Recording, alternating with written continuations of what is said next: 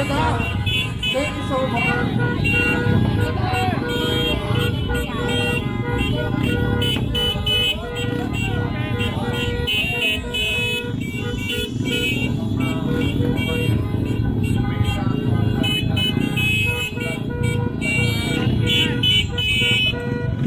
At gusto kong manalo.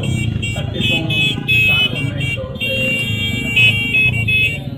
malaking tulong sa bayan. Sa lahat ng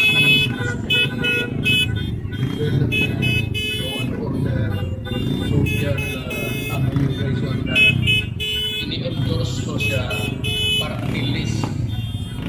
Greco Piltica. Mula ko party list niya. PG party list.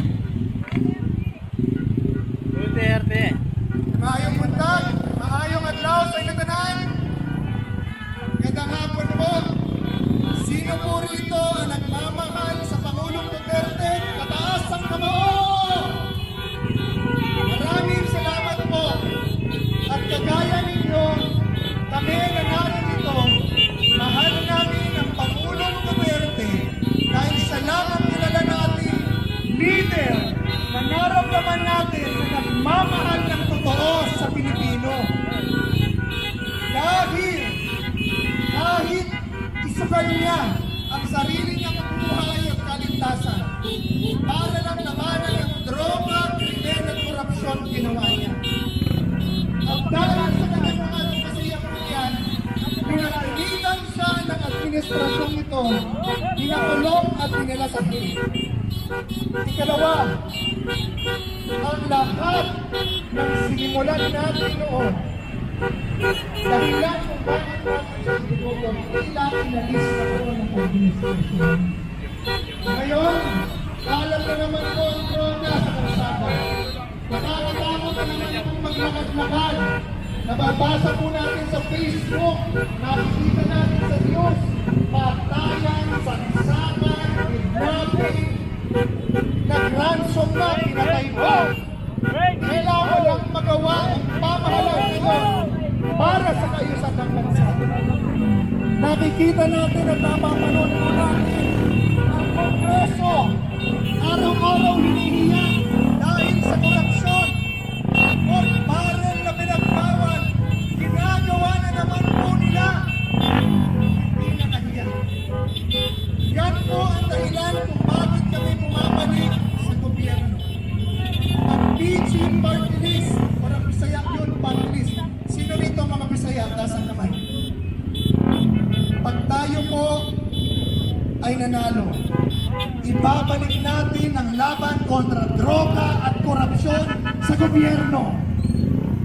Yang mga pulis, mayor, chairman, gobernador, na hindi gagawin ang kanilang trabaho.